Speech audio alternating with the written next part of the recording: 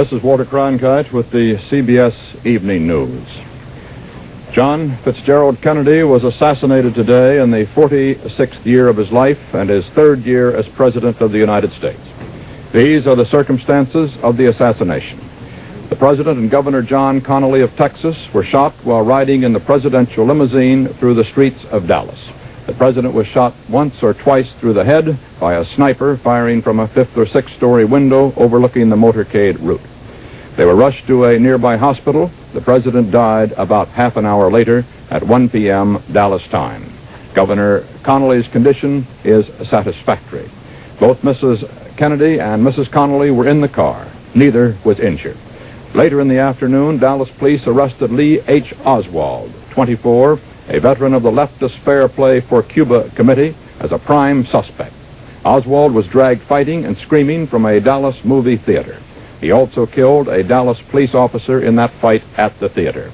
Oswald went to Russia in 1959. He returned to this country only last year after failing in trying to get Soviet citizenship. Still pictures show the last dramatic moments of President Kennedy's life. This, the motorcade. This picture taken in the last minute before the shot was fired. You see in the back seat President Kennedy and Mrs. Kennedy. In the front seat, or in the jump seats of the special presidential motorcade car, Mrs. Connally and Governor Connally behind her. And this is a picture taken just a moment after the shooting. This is the car, and you see the Secret Service men riding in back of the car, looking over their shoulder to the right rear where the shot came from. This is a close-up of that same picture, and in this close-up you can see, in this position here, barely you may see there the hands of the President apparently clutching Mrs. Kennedy. A moment later, she placed his bleeding head in her lap, and they drove rapidly to the hospital. This is a picture taken within an hour after the President's death aboard the jet airplane that brought now President Johnson back to Washington.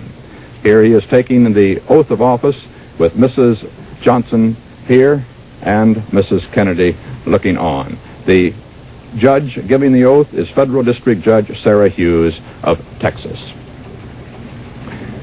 At 3:39 this afternoon, Eastern Time, in that presidential jet parked at Dallas Airport, Lyndon Baines Johnson became the 36th President of the United States. The oath administered by Federal Judge Hughes, the first time it's ever been administered by a woman. Late this afternoon, the President's own plane brought his body, Mrs. Kennedy, and the new President back to Washington in company with now President Johnson. President Johnson arrived at Washington just a short while ago, as you just saw by videotape. He is now in the saddened White House. George Herman is standing by there. George Herman? The word went out to the presidential White House guards here, to the Secret Service men.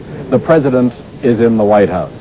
Only this time it was a different president, President Lyndon B. Johnson, led into the White House by the Secret Service men. This is symbolic of the new life Lyndon Johnson is going to lead. His every step guided by Secret Service men, his way pointed out for him, protocol, guarding, and making sure of every move that he makes. The President is in the White House. Across the street, crowds are watching the White House, hoping for a glimpse of their new President. There's a steady stream of people walking back and forth across the sidewalk. The police won't let them stop on this side of the street, but they walk back and forth, simply looking at the White House. And across the street, a large crowd has waited all afternoon. Now, the President is getting his first briefing as President, a briefing by Defense Secretary McNamara, by McGeorge Bundy, who was President Kennedy's National Security Advisor. A briefing on the world problems, the problems he faces from now on. The problems look different when you're a president. You may remember that President Kennedy said after he took office at his first news conference that although he campaigned on facing up to the grim realities of the world today, he was astonished when he actually sat in the president's chair and faced those grim realities himself. Now, Defense Secretary McNamara and McGeorge Bundy are briefing him in such terms as mega deaths, White House and Pentagon shorthand for the millions of deaths which are now in the hands of President Lyndon Johnson in case there should be a thermonuclear exchange. The words death of Earth are being exchanged once again in a briefing of the President. That dose in a thermonuclear exchange which might lethally contaminate the atmosphere and kill all persons on earth. Now the responsibility of a new man, President Lyndon Johnson.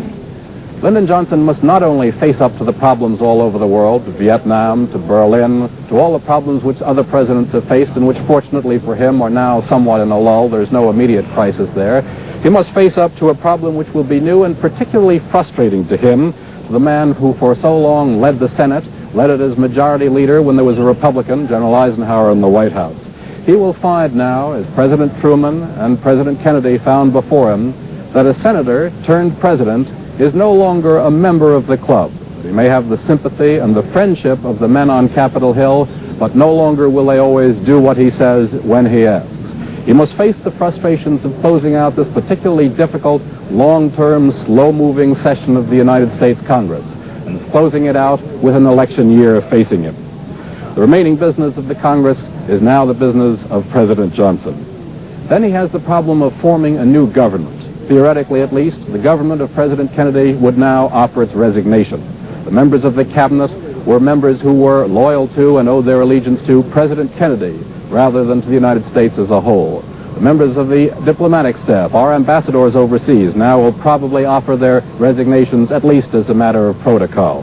The members of the White House staff, the aides who helped President Kennedy do his work, carrying on the business of the government, now also will offer their resignations.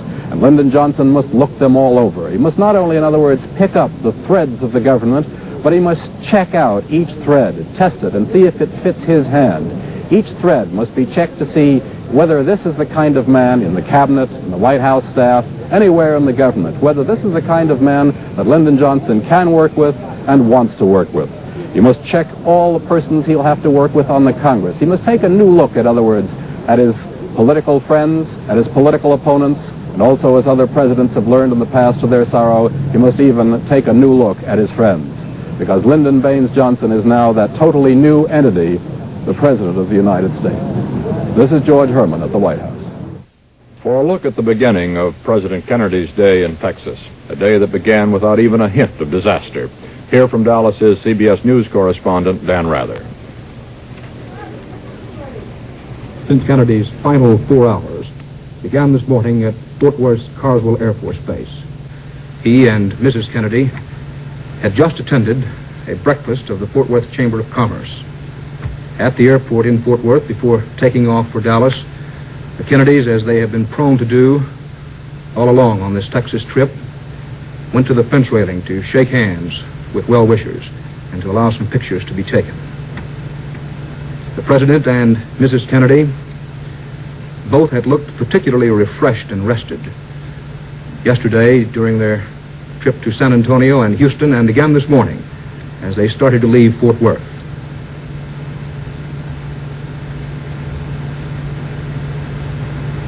Democratic congressmen accompanying the President on his trip were right behind him and Mrs. Kennedy. And the two boarded Air Force One at Carswell Air Force Base for the 30-mile air trip from Fort Worth to Dallas.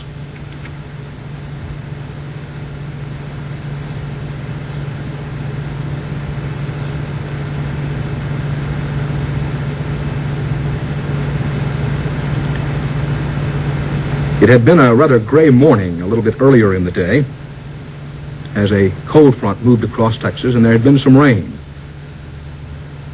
Laden skies and that little bit of rain were giving way to brilliant sunshine just about, an hour before the President's scheduled arrival time at Dallas's Love Field. This was the crowd at Love Field, a particularly large greeting crowd. It was described that way by Dallas police and Mayor Earl Cabell. It's ironic that the rain stopped before the President's arrival in Dallas. Had it continued raining, a bulletproof bubble top which fits over the sleek presidential convertible would have undoubtedly been used today and possibly would have prevented the assassination. But as the sunshine broke through, President and Mrs. Kennedy arrived in Dallas to be greeted by a line of local dignitaries. A very enthusiastic crowd was on hand. Local reporters who've covered many of these gatherings called it one of the largest airport greetings in Dallas history. Mrs. Kennedy was given a bouquet of roses. Mrs. Kennedy seemed to enjoy shaking hands with the local populace a bit more today than she did yesterday in San Antonio and Houston, when there were times yesterday when Mrs. Kennedy appeared to be a little ill at ease. This morning she was all smiles and very warm in her greetings, as was the President. Of course, the President used to such occasions.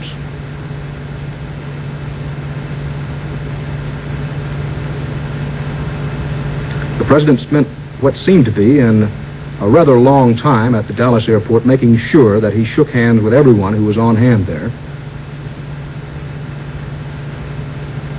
As far as the dignitaries were concerned, always taking time, of course, to introduce his wife.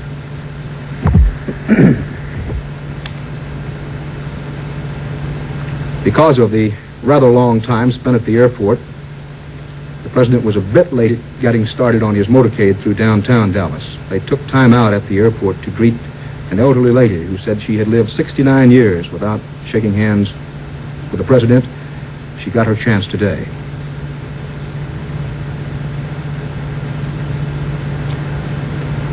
The Secret Service, all during this Texas trip, had been allowing photographers and newsmen, local press, as distinguished from the White House news contingent, to work very closely around the President and Mrs. Kennedy. The presidential couple went again to the fence railing in Dallas to greet the well-wishers, departing from the course marked out for them by Secret Service people. But of course, President Kennedy had made something of a reputation as a man who liked to break away and shake hands with well-wishers and the crowds who gathered to see him.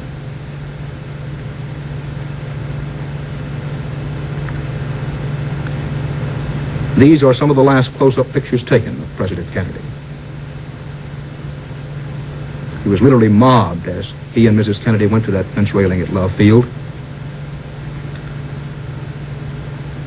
The crowd at the Dallas airport was, to a large measure, a young crowd.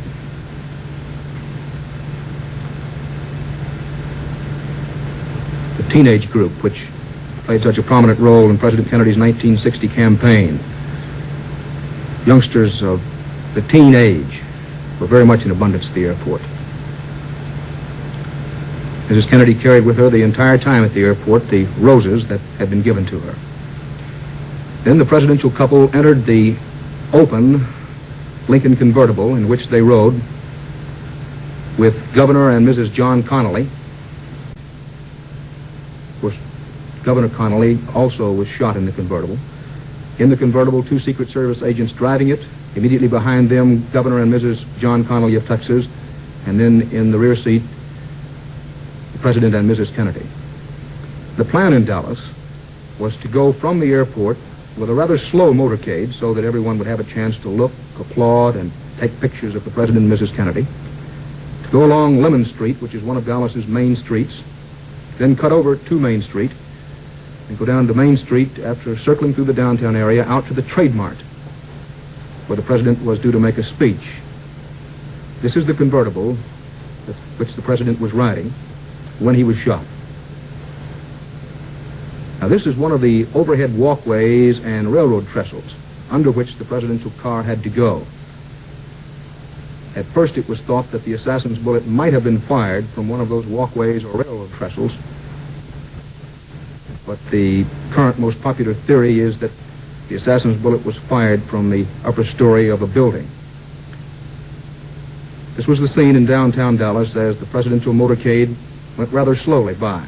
As you can see, the crowd is 10, 12, and 14 lines deep. It was variously estimated that between 200 and 300,000 persons had turned out to greet President Kennedy. Down the Main Street Canyon of Dallas, President riding in an open-top convertible, he and Mrs. Kennedy frequently looking up to wave to persons who took positions in the high buildings. As you can see, the welcome was enthusiastic and warm. It was from this kind of window that the assassin's bullet is believed to have been fired, although these particular pictures are further downtown than the scene where the actual shooting took place. Then the shots rang out. The presidential motorcade speeded up. The president was rushed immediately to Parkland Hospital. This is the rear entrance to the hospital, through which the president's car was brought. There are the roses Mrs. Kennedy had been carrying. They were on the floor. They'd gotten there in the car as Mrs. Kennedy put the head of her mortally wounded husband on her lap. This is the interior of the convertible. Dallas law enforcement officers and Secret Service men, along with Congressman Jim Wright, Democratic Senator Ralph Yarborough, were all on hand at the rear of the hospital. The law enforcement people and the Secret Service men kept photographers, newsmen, and the curious as far away from the rear of the hospital as they possibly could. Congressman Wright there in a moment of grief. A large crowd gathered at Parkland Hospital as word spread that the president had been shot. There was considerable disbelief at first that he had actually been shot. Some thought he simply had taken ill. This is the new and modern Parkland Hospital with some of the best facilities in this part of the country, to which the president was taken after he was shot.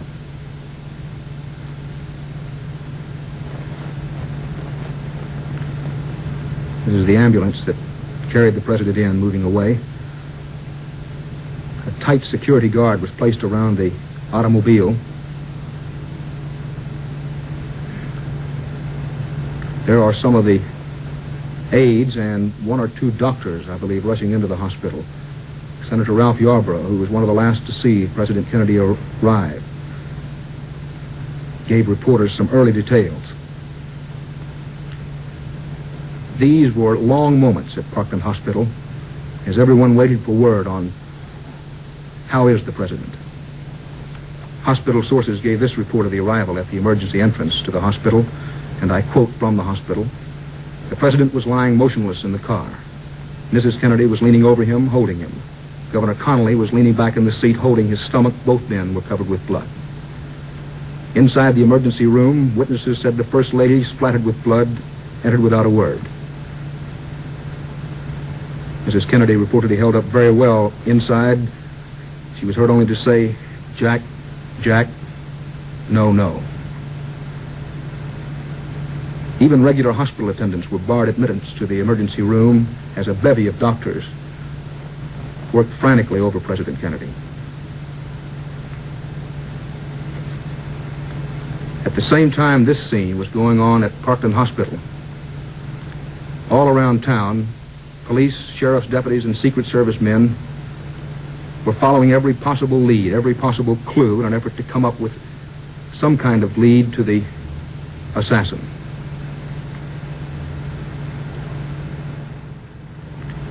Governor Yarborough, after checking inside in the emergency room, came out and told reporters that he simply didn't know whether the president was still alive or not.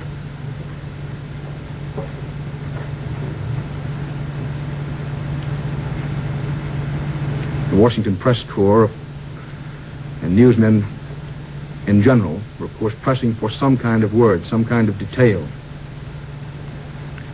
Things began to get crowded despite police efforts there at the rear of the hospital, the emergency room.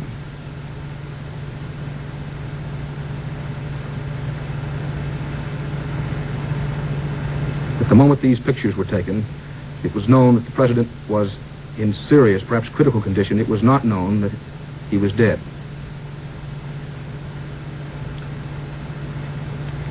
All around the hospital, the faces of the crowd that gathered told the story.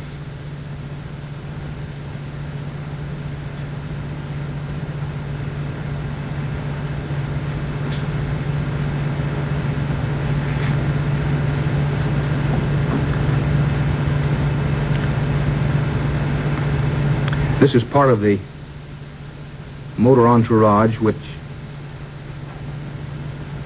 I believe brought two Roman Catholic Church priests to the hospital.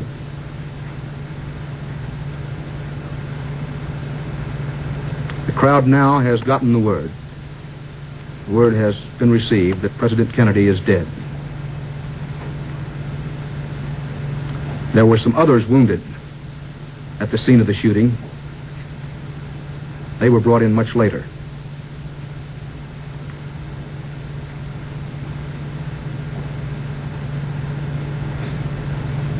Very shortly after it was announced that the president had died,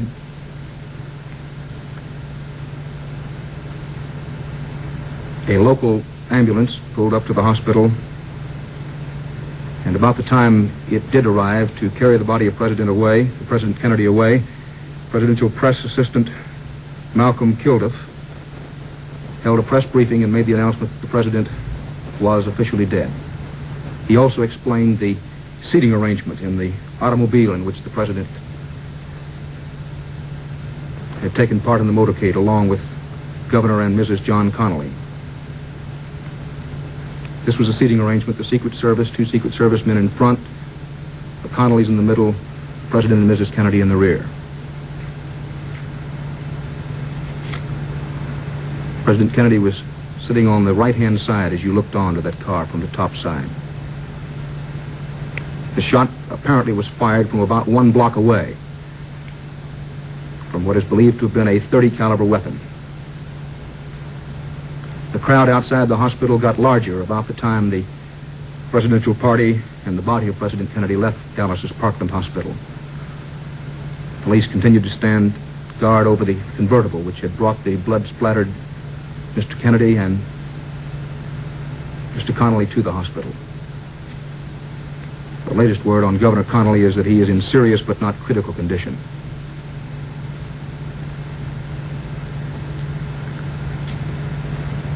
Here it is being explained to some members of the crowd that they have to get further back. Here are some grief-stricken members of the presidential party. Mrs. Kennedy rode out in an ambulance.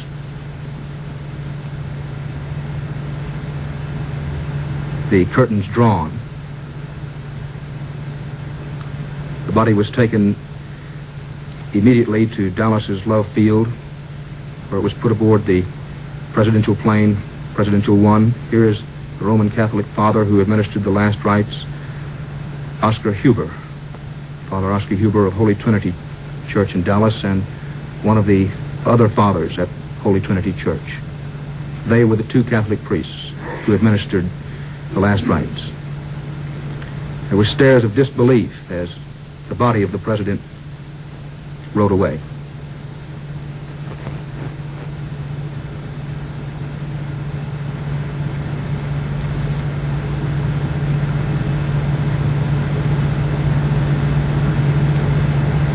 All afternoon, many Dallasites kept saying it just can't be true. Mayor Earl Cabell as he rushed away from the hospital.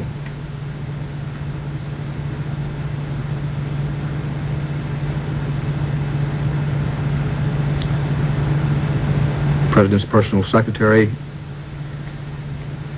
and Mrs. Kennedy's secretary leaving the hospital at about the time the body left.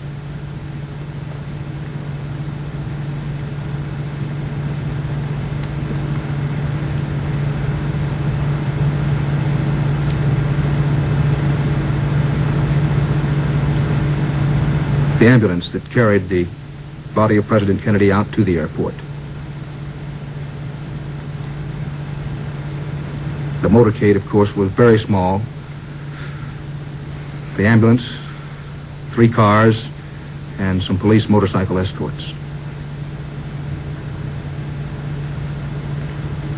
It was a bronze coffin in which the body of the president was placed inside that ambulance. Police, in the meantime, had ringed a building from which the shots were believed to have been fired. This is the building about a block from Houston and Main in Dallas. Police had heard reports that a man with a gun had been seen on the 4th or 5th floor of that building, so they immediately circled the building, heavily armed police and sheriff's deputies, and an inch-by-inch, foot-by-foot search was made of the building and also of the surrounding neighborhood. A number of suspects were picked up in the early minutes after the shooting. Some of those picked up were simply people officers thought might have some information on the shooting, not people that the police thought actually did the shooting. For about a half an hour, law enforcement officers thought they might have the assassin trapped in the building. One employee of the building was later picked up as a suspect and is still in custody. At the time these pictures were filmed. The police thought they might have the assassin still inside that building.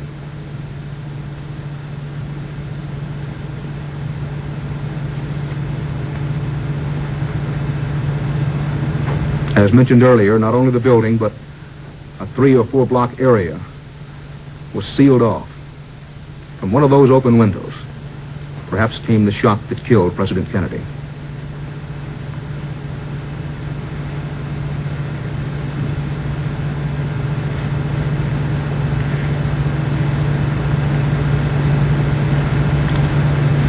At least 6 and possibly as many as 12 arrests were made in the confusion and frantic searching that followed the shooting. This warehouse building is located a block from the Houston and Main intersection where the president was shot. This is the motorcade route area. This is the kind of neighborhood in which the shooting occurred.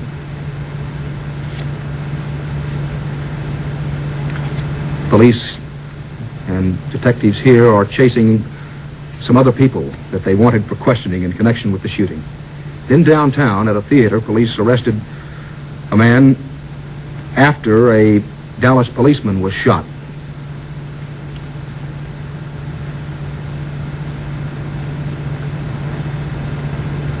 The man was brought immediately to police headquarters, as were all of those arrested.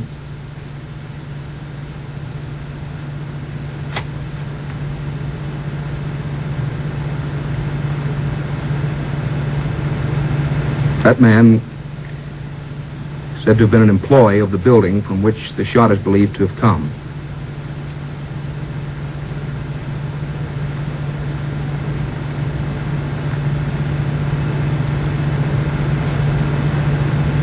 Let me emphasize that no charges have been filed against anyone in connection with the case.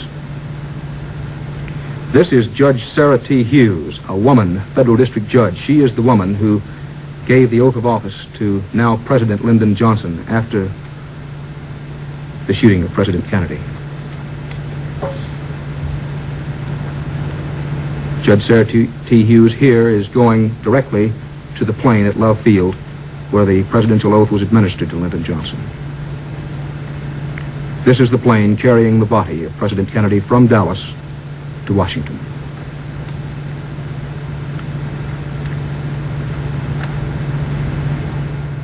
The final speech of President John Fitzgerald Kennedy was made this morning to a breakfast meeting of the Fort Worth Chamber of Commerce.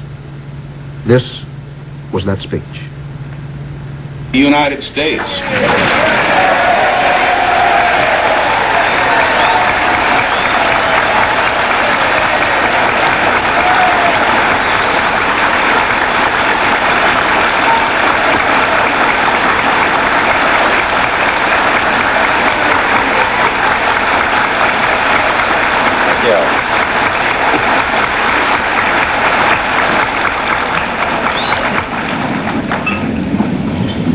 I know now why everyone in Texas, Fort Worth, is so thin, having gotten up and down about 9 times. This is what you do every morning. Mr. Buck, Mr. Vice President, Governor Conley, Senator Yarborough, Jim Wright, members of the congressional delegation, Mr. Speaker, Mr. Attorney General, ladies and gentlemen. 2 years ago, I said that, introduced myself in Paris by saying that I was the man who had accompanied Mrs. Kennedy to Paris. I'm getting somewhat that same sensation as I travel around Texas.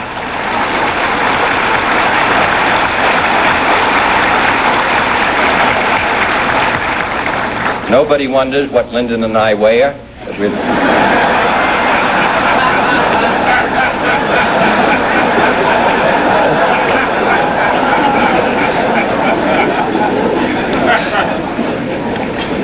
I'm glad to be here in Jim Wright City. About 35 years ago, a congressman from California, just been elected, received a letter from an irate constituent which said, During your campaign, you promised to have the Sierra Madre Mountains reforested. You've been in office for 1 month and you haven't done so. Well, no one in Fort Worth has been that unreasonable, but in some ways he has had the Sierra Madre Mountains reforested. And here in Fort Worth, he's contributed to its growth. He speaks for Fort Worth. He speaks for the country. And I don't know any city that's better represented in the Congress of the United States than Fort Worth.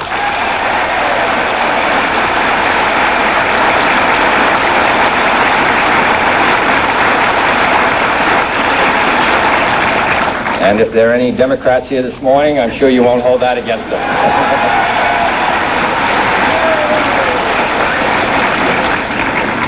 3 years ago, last September, I came here on the Vice President and spoke at Burke Burnett Park. I called in that speech for a national security policy and a national security system which was second to none. A position which said not first but, if, when, and how, but first. That city responded to that call as it has through its history. And we have been putting that pledge into practice ever since. And I want to say a word about that pledge here in Fort Worth, which understands national defense and its importance to the security of the United States. During the days of the Indian War, this city was a fort. During the days of World War I, even before the United States got into the war, Royal Canadian Air Force pilots were training here. During the days of World War II, the great Liberator bombers, on which my brother flew with his co-pilot from this city, were produced here. First non-stop flight around the world took off and returned here in a plane built in factories here. The first truly intercontinental bomber, the B-36, was produced here. The B-58, which is the finest weapon system in the world today, which it demonstrated most recently in flying from Tokyo to London with an average speed of nearly 1,000 miles per hour, is a Fort Worth project. The Iroquois helicopter from Fort Worth is a mainstay in our fight against the guerrillas in South Vietnam. The transportation of crews between our missile sites is done in planes produced here in Fort Worth. So wherever the confrontation may occur, and in the last 3 years it's occurred at least 3 occasions, in Laos, in Berlin, and in Cuba, and it will again. Wherever it occurs, the products of Fort Worth and the men of Fort Worth provide us with a sense of security. And in the not too distant future,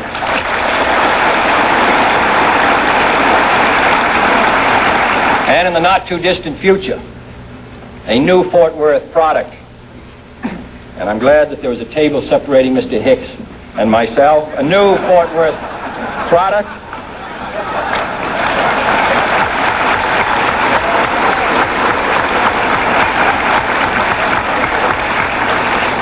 The TFX, Tactical Fighter Experimental. Nobody knows what those words mean, but that's what they mean. Tactical Fighter Experimental will serve the forces of freedom and will be the #1 airplane in the world today.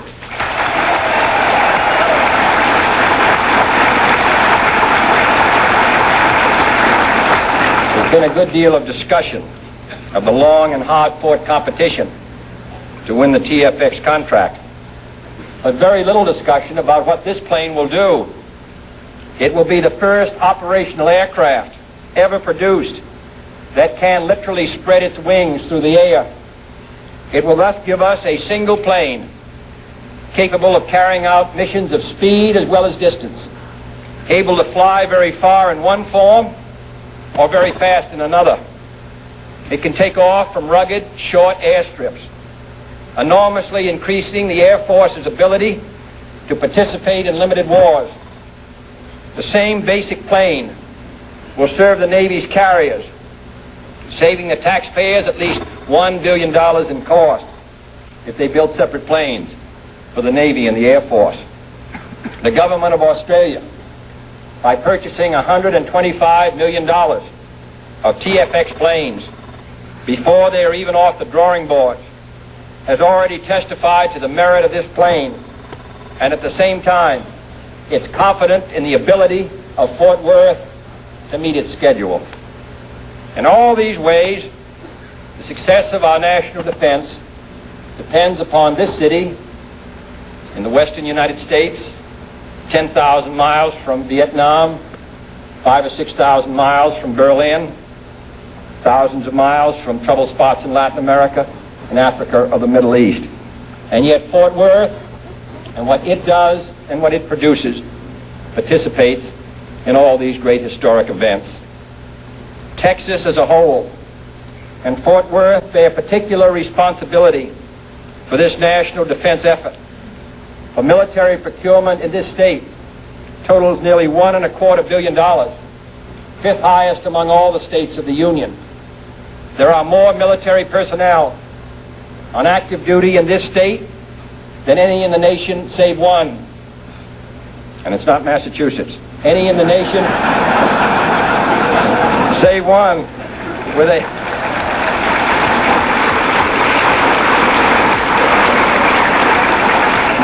combined military-civilian defense payroll of well over $1 billion. I don't recite these for any partisan purpose. They're the result of American determination to be second to none. And as a result of the effort which this country has made in the last 3 years, we are second to none. In the past 3 years, we have increased the defense budget of the United States by over 20%, increased the program of acquisition for Polaris submarines from 24 to 41, increased our Minuteman missile purchase program by more than 75%, doubled the number of strategic bombers and missiles on alert, doubled the number of nuclear weapons available in the strategic alert forces, increased the tactical nuclear forces deployed in Western Europe by over 60%, added 5 combat-ready divisions to the armies of the United States and 5 tactical fighter wings to the Air Force of the United States, increased our strategic airlift capability by 75%, and increased our special counterinsurgency forces, which are engaged now in South Vietnam, by 600%. I hope those who want a strong America and place it on some signs will also place those figures next to it.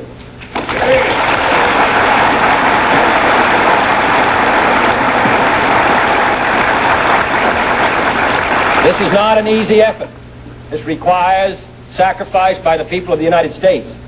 But this is a very dangerous and uncertain world. As I said earlier, on 3 occasions in the last 3 years, the United States has had a direct confrontation. No one can say when it will come again. No one expects that our life will be easy. Certainly not in this decade, and perhaps not in this century. But we should realize what a burden and responsibility the people of the United States have borne for so many years. Here, a country which lived in isolation, divided and protected by the Atlantic and the Pacific, uninterested in the struggles of the world around it. Here, in the short space of 18 years after the Second World War, we put ourselves by our own will and by necessity into defensive alliances with countries all around the globe. Without the United States, South Vietnam would collapse overnight. Without the United States, the SEATO alliance would collapse overnight. Without the United States, the CENTO alliance would collapse overnight. Without the United States, there would be no NATO, and gradually Europe would drift into neutralism and indifference. Without the effort of the United States and the Alliance for Progress, the communist advance onto the mainland of South America would long ago have taken place.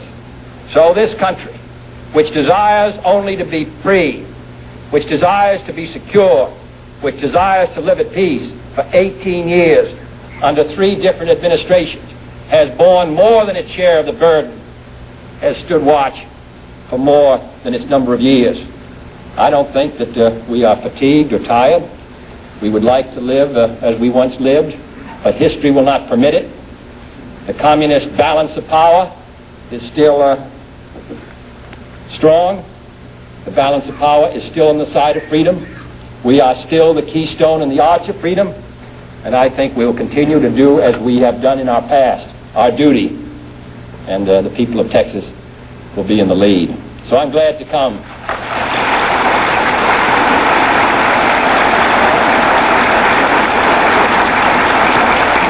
I'm glad to come to this state, which has played such a significant role in so many efforts in this century, and to say that here in Fort Worth, you people will be playing a major role in the maintenance of the security of the United States for the next 10 years. I'm confident, as I look to the future, that our chances for security, our chances for peace, are better than they've been in the past. And the reason is because we're stronger. And with that strength is a determination to not only maintain the peace, but also the vital interests of the United States. To that great cause, Texas and the United States are committed. Thank you.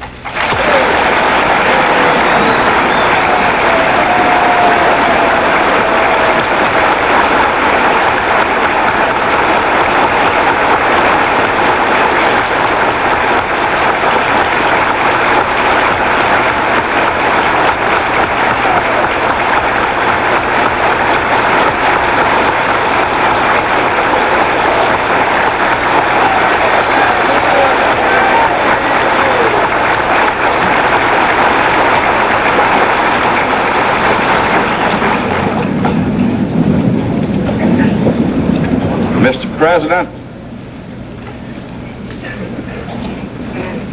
your visit with us in Fort Worth today, the things you have said have refreshed and renewed our appreciation of your great leadership and courage. You have brought rain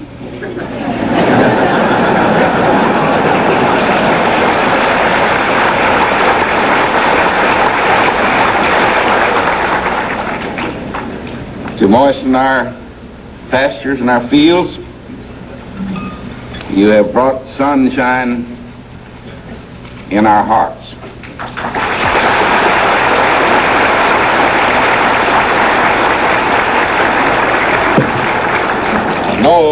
We know that you don't wear a hat.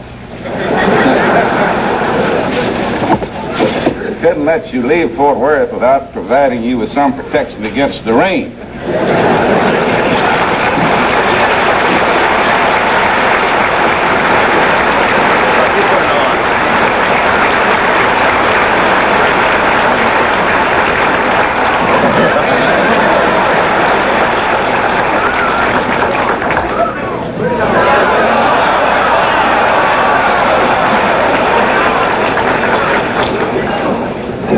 Put it on in the White House on Monday. If you'll come up there, you'll have a chance to see it there.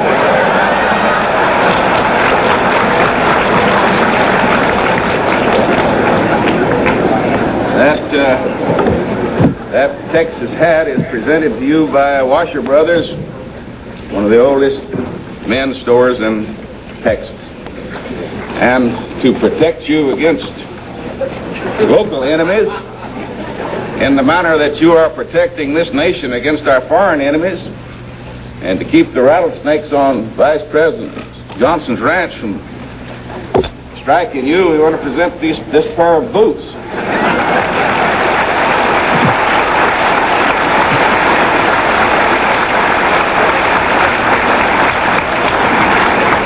We won't ask you to put them on.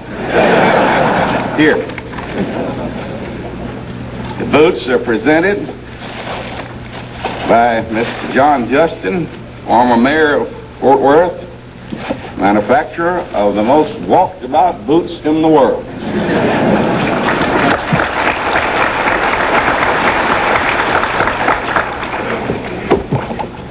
And Mrs. Kennedy, as you ride to the hounds or walk to the rattlesnakes, we want you to have protection too.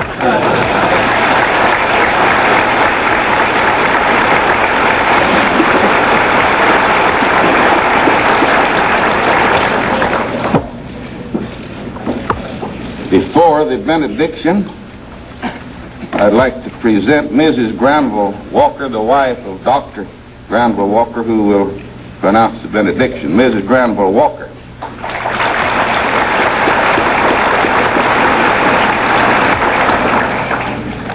After Dr. Walker gives the benediction, we ask that you please remain seated until the President and Mrs. Kennedy have made their exit. Dr. Granville Walker.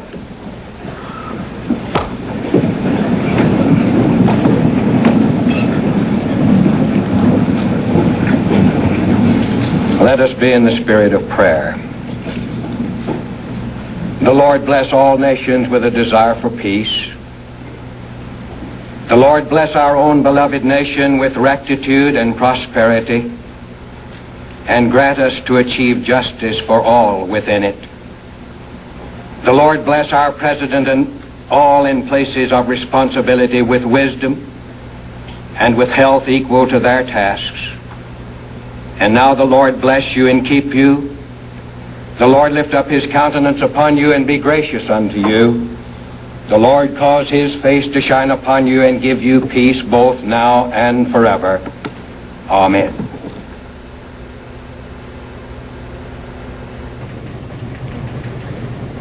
Lee H. Oswald, the 24-year-old man whom Dallas police say is a prime suspect in the assassination of President Kennedy, was questioned for 6 hours at the Dallas police station this evening.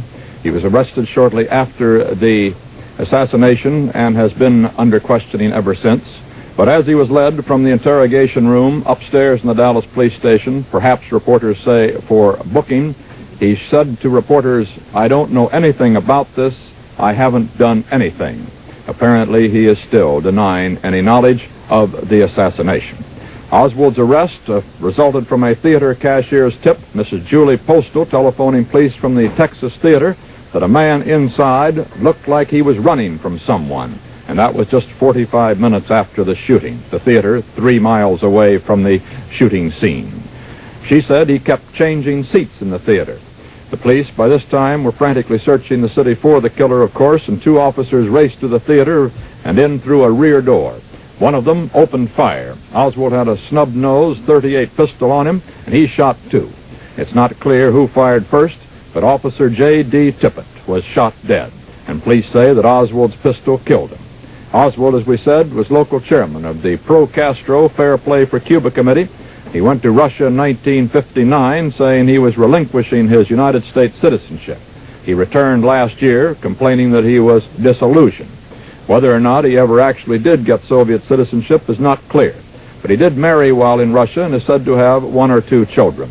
His wife is in this country with him and was taken to the police station this afternoon also. Oswald worked in the building where the murder weapon, a German-made Mauser rifle, was discovered. Oswald has been active in propaganda activities, as Bob Jones from station WWL-TV in New Orleans reports.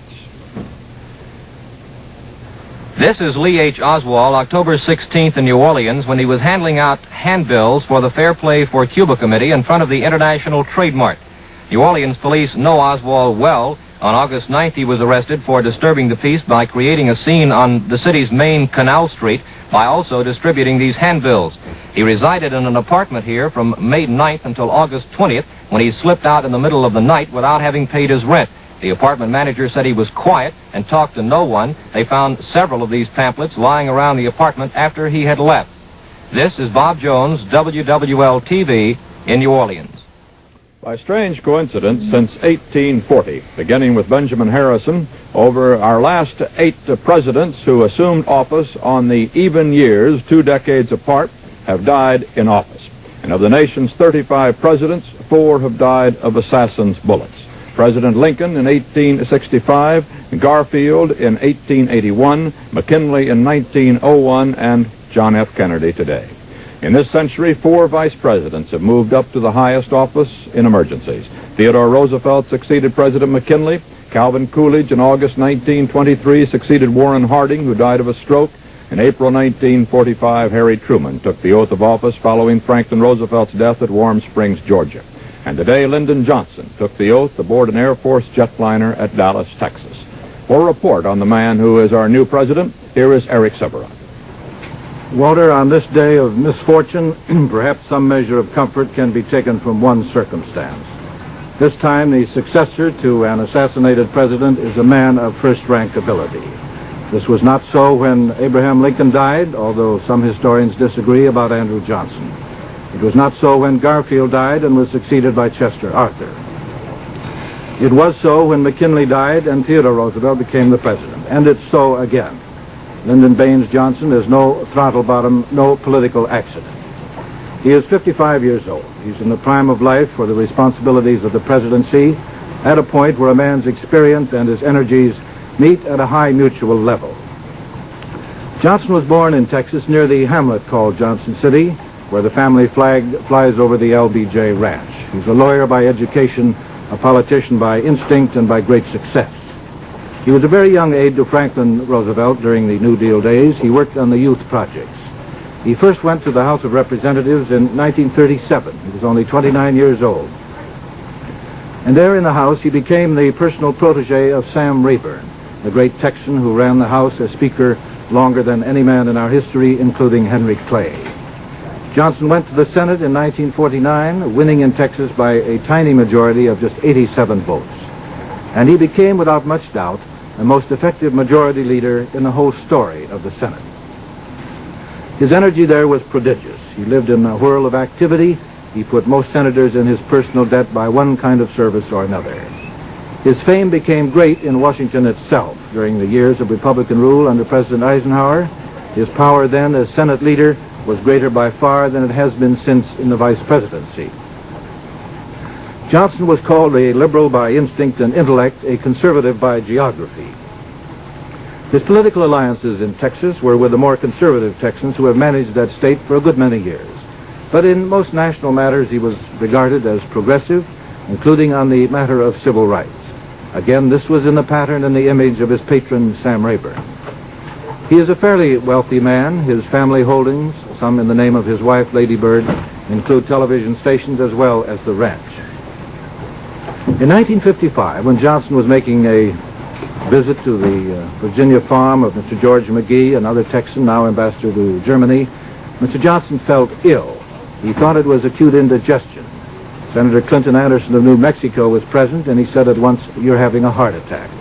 Johnson was taken to a hospital where he slowly recovered. For some time after that, his strength was diminished. He told reporters once, "On Monday mornings, I'm full of fire. By Wednesday night, I'm all tired out." But all this changed. His full strength came back, and in recent years, he has demonstrated his old energies in a daily whirl of activities, including a great many trips around this country and abroad. He is now personally acquainted with virtually all the world leaders that President Kennedy was acquainted with, including Mr. Khrushchev. His grasp of domestic politics is very great, at the general and intellectual level, and at the practical working level of the total human machinery that makes our rather cumbrous system work. His fierce fight against Mr. Kennedy for the Democratic nomination in 1960 seems only yesterday. But his great prestige in Washington at that time was not matched by his prestige in the country at large. So it was a tremendous struggle right down to the final hours of the convention. Mr. Kennedy chose Johnson to be his running mate, partly because he had to have strength in the southern states. Johnson was the one man who could conciliate the southern conservatives, and this he did. In fact, there were many later on who said that Mr. Kennedy owed his election to Mr. Johnson. In any case, Johnson became the president's lieutenant in full fidelity, not only in his public actions, but in his private talk. But he began to fade from the national consciousness as vice president, as most vice presidents under an energetic president are bound to do. When the president, President Kennedy, died today, both he and the vice president were engaged behind the scenes in trying to settle the feud within the Texas Democratic Party between the Johnson-Connally forces and the liberal forces led by Senator Ralph Yarborough. And now all that, which does seem so petty in retrospect, all that doesn't matter very much. Mr. Johnson is the president. Texas is his personal political base in its totality.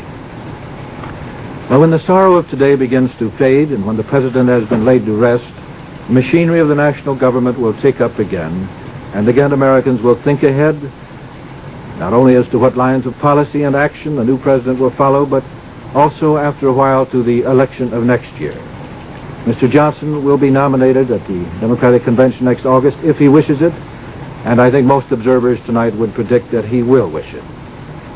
All estimations as to the outcome of the election itself a year from this November, of course, are right now without meaning. That election, like the course of this great country itself, lies with fate and with the continuing nature of the times and of the world itself. Now, Walter. Dallas, Texas, a name and a place that bore the romance of the great oil state and its almost legendary wealth. In an instant, in the flash of an assassin's bullet, has been saddled with an unwanted memory. The mayor of Dallas is Earl Cabell. He is with Eddie Barker in our KRLD TV studios in Dallas right now. Walter, I think that most Dallasites feel at this hour, as I do, still in a state of shock. But as the grim reality takes hold that in our town the President of the United States could be gunned down by a fiend, I shudder and feel sick in the pit of my stomach. And Dallas feels that way too. For as you know, Dallas is not that kind of town. To Easterners who come here, they often say, well, this is sort of a little New York. It's known as the town in the Southwest with the culture. It's had a lot of problems with its extreme elements, but this is something today that certainly has this town shocked. Mayor Earl Cabell, who was in that presidential parade today and was only a car's length away when the president was shot. Mayor? Eddie, what you say about Dallas is true. Dallas has been proud, and it has been known as a friendly, as a gracious city. And that is what has added so much to the shock of what happened today. Along 12 or 14 miles of the route of the caravan, the parade, it was so obvious, the friendliness, the warmth, that was just coming from all of those people. Never in all of my life, and I've lived in Dallas all of my life, I've ridden in dozens of parades, but never have I seen such multitudes, such thousands on the street. And never have I seen such enthusiasm, such warmth that expressed themselves and that was so spontaneous as the cars passed. And then almost at the end of that route, for those shots to ring out, and with the realization as to what was going on, even before we realized what had actually happened. Eddie, the shock of it is just unbelievable. And it hadn't been 2 minutes prior to that we had been talking to Congressman Roberts of McKinney of this tremendous ovation that had greeted the president. And then, of course, the rest is history. Mayor, we've had some bad light shed on this city of ours in the past few weeks. What with the incident here not too long ago when Adlai Stevenson was hit with a sign and spat upon, and now the president of the country is assassinated here. What is Dallas going to do? Well, I cannot ascribe that to being the feeling of the true Dallas citizen or the preponderance of Dallas citizens. Those people represent only a handful of the radical right, and I don't ascribe criminal tendencies to them. Possibly they might have incited a lower grade of brain to have committed an act like this, but I can't point my finger. This is no time to point fingers. This is a time of prayer and sober reflection. We all have to search our souls with reference to what we might have said or done to have brought about a calamity of this sort. Mayor, I would think that the feeling is that in the broad moral sense at least, that all of us share in what has happened here today, but this city, as you say, is not a city where things like this are done. The minority, it's a loud one, and today, this tragic thing that happens really once in a lifetime. This is a guilt that doesn't belong to a few. This is a guilt of the nation. We're all responsible for this. For the reaction of some Dallasites, here is CBS newsman Nelson Benton. This is the corner of Elm and Eckerd Street in Dallas, Texas, late afternoon. And these are average citizens of Dallas, Texas. Could we ask your reaction to the president's death? Well, we were just horrified when we heard that. We couldn't believe that he had been shot. I heard we were working, and someone came in and told us that the president had been shot, and we just didn't believe him. That we didn't think that anything like that could happen. Is this your wife? Yes, it is. May I ask you, what was your reaction? I just couldn't believe it. I had only seen him just moments before, alive, and then... You watched the parade? Yes, I did. It was horrible. How do you think the city of Dallas feels about it?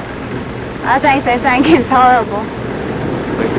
Everyone I've talked to is just... They just can't believe anything like this could have happened here. Didn't believe it at first. They came down there at the bank and telling us, and we just didn't believe it because we just walked down just a few minutes before it happened. You were at work at the time? Yes, I was at work at the time, so I couldn't believe it. What was the reaction among the people at the bank?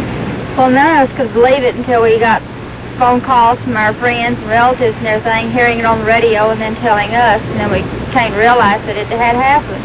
We just couldn't believe it. Thank you very much. Could I talk to you a moment, ma'am?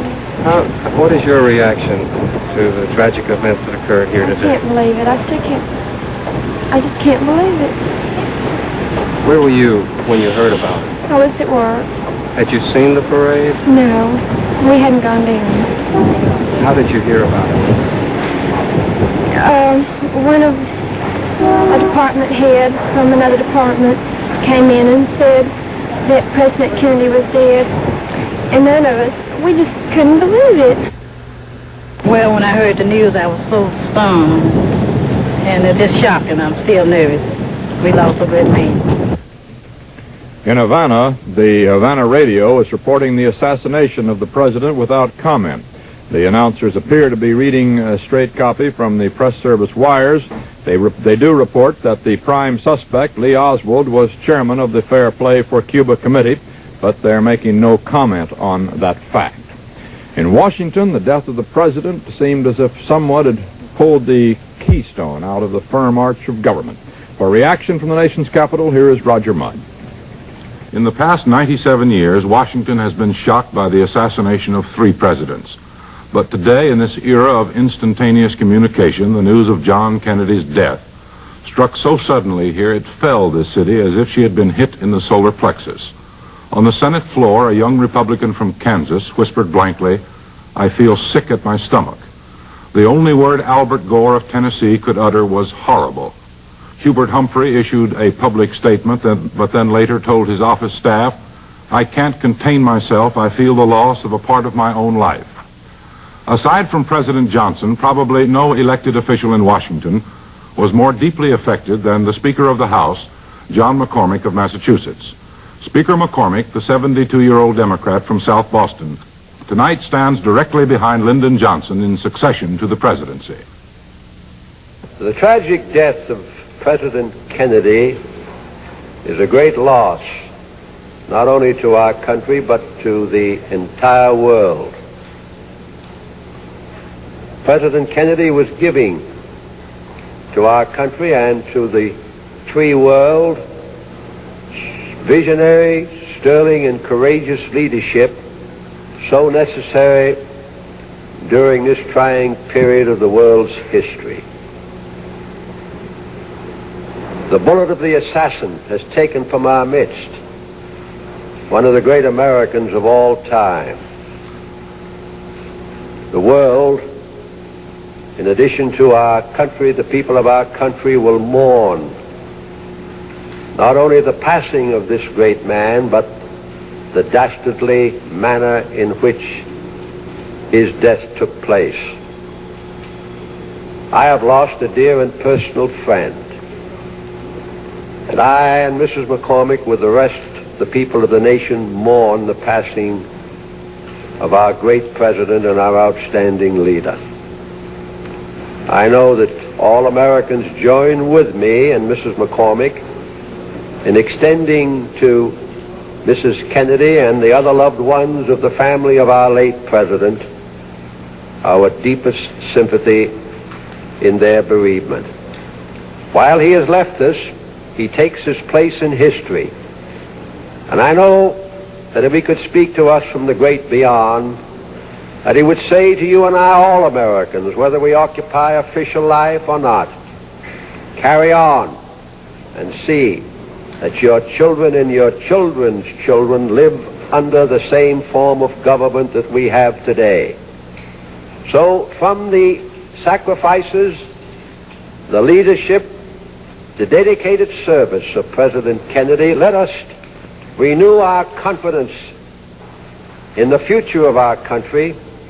Let us renew our love of our country, and let us go forth determined to follow the spirit of President Kennedy with faith and with confidence, meeting all challenges and all obstacles that might occur, and to lead us through the leadership, the spirit of President Kennedy and the leadership of President Johnson to a world of peace.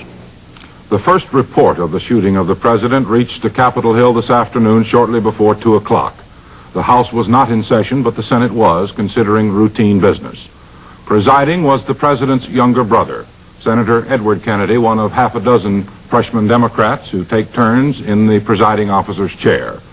The call for a quorum had been issued, and the roll was being read when Richard Riddell, a Senate employee who serves as press liaison, spotted the first bulletin from Dallas on the news ticker in the lobby behind the Senate chamber.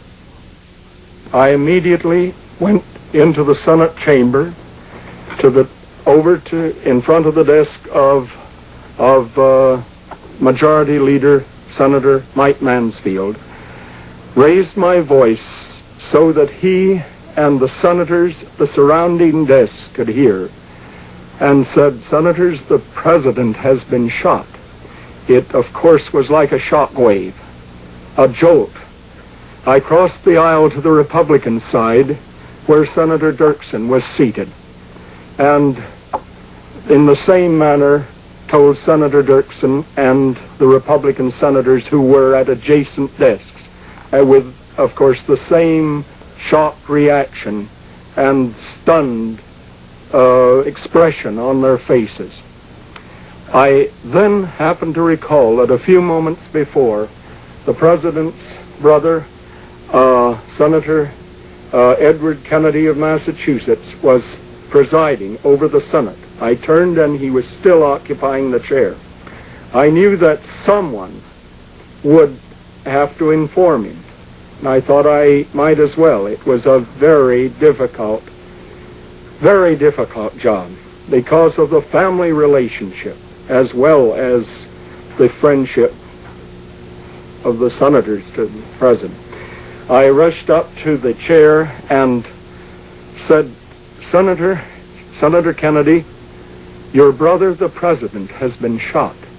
He gave a jerk to his body tensed, but he was absolutely calm. And as I recall, Senator Kennedy, then presiding over the Senate, when he heard this awful news, said no. And that was all. Senator Kennedy then left the Capitol immediately, went directly to Andrews Field, and with his sister, Mrs. Sargent Shriver, flew to Hyannisport, Massachusetts, to be with their parents. On the Senate floor, it was 1:55. Majority Leader Mansfield suspended the quorum call and recessed the Senate to await the call of the chair.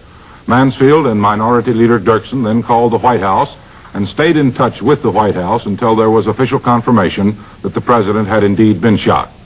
Mansfield then recalled the Senate, and Chaplain Frederick Brown Harris offered a prayer, and the Senate adjourned until noon Monday. But not really.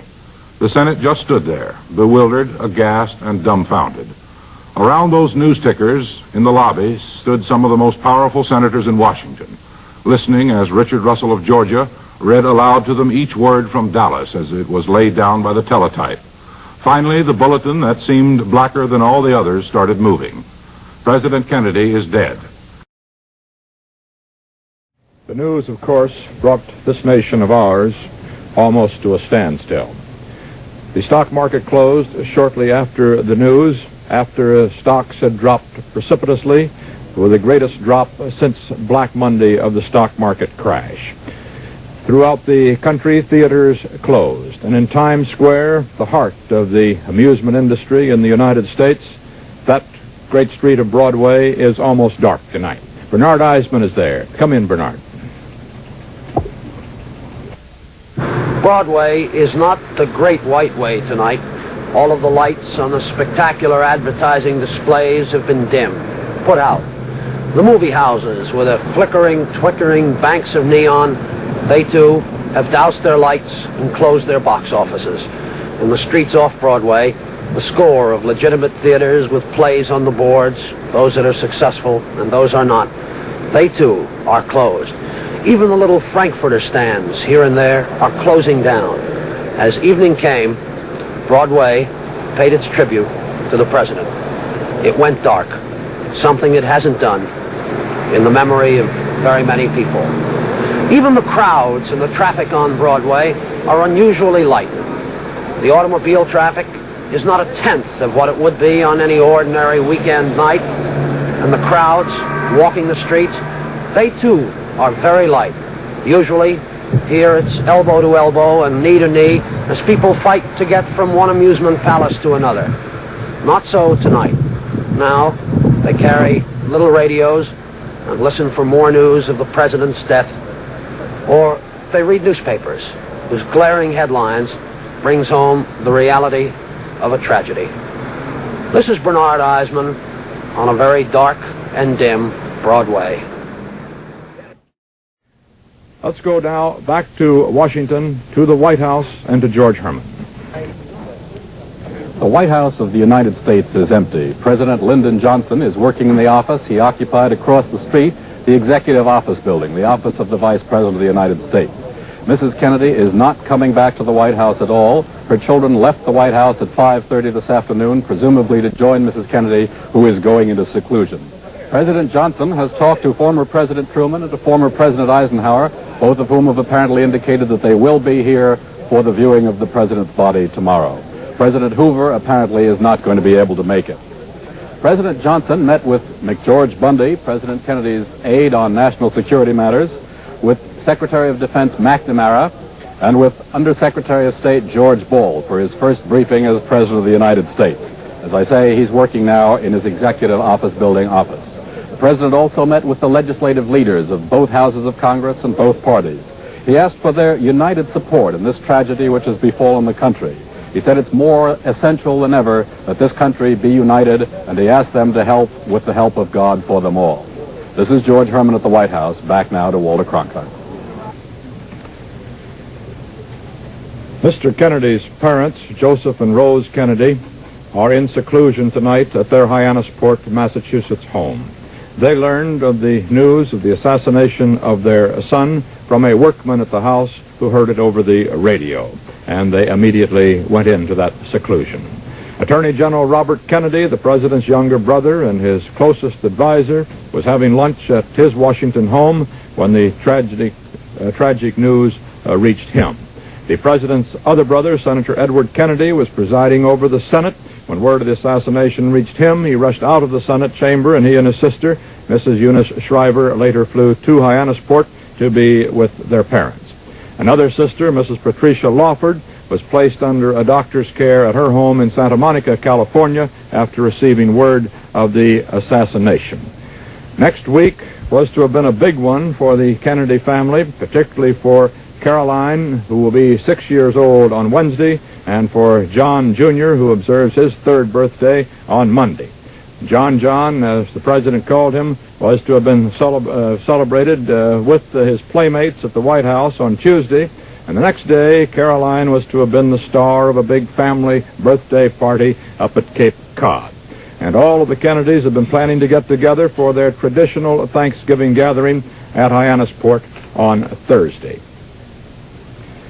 For the two Kennedy children and for the entire family, of course, Mr. Kennedy's death today was the second family tragedy about which they had to be told this year. The first, the death in the case of the children of their infant brother, Patrick Beauvoir Kennedy, last August the 9th. To recapitulate where some of the other principals in today's tragedy are at this hour, the Kennedy family, as we have said, gathering in Hyannisport. President Lyndon Baines Johnson, at 54, by ascension now the 36th President of the United States, is working, as George Herman told you a moment ago, in the Executive Office Building across the street from the White House. Mrs. Lyndon Johnson is at their home in Washington. The two Johnson children, daughters, one is at school in Washington, the other was at Austin, Texas, planning to be a part of the weekend on the LBJ Ranch outside of Austin, at which President and Mrs. Kennedy were to have been the honored guests. Whether they are going to fly now to Washington is not known at this hour. And the body of the late President John Fitzgerald Kennedy lies at the U.S. Naval Hospital at Bethesda, Maryland. The body will be taken back to the White House to lie in state at the White House tomorrow. On Sunday, it will be taken to the Capitol building to remain in the Great Rotunda until noon on Monday. It is understood at the moment that the actual funeral services, which will be a full-dress state ceremony, will be held in Boston, but a funeral mass will be said in Washington by Cardinal Cushing, who married the Mr. and Mrs. Kennedy a couple of years ago. Down in Dallas, Texas, one other individual who may have been a principal in this tragedy today, the man whom the police say is a prime suspect. Lee Oswald, a member of the Free Cuba Committee, a man who went to Russia and attempted to take up citizenship there in 1959 and returned here only last year, has been booked for the murder of a Dallas policeman, shot in the Texas Theater 3 miles from the site on the Dallas Street where President Kennedy was assassinated and Governor Connolly was shot, seized some 45 minutes later in a gunfight after the teller at the theater said that a man who looked like he was running from something had come into the theater. He was interrogated for more than 6 hours this afternoon. He has been booked now for the murder of the policeman, but there has been no charge leveled regarding the murder of the President of the United States. In case he or the culprit is found and charged, it is a simple murder charge in the state of Texas. It is not a federal offense, and he would face electrocution by the laws of the state of Texas in the Huntsville, Texas State Penitentiary. We are going to continue our coverage of this tragic day in a moment with special broadcasts recounting the career of the late president and a visit with the man who succeeded him. This is Walter Cronkite.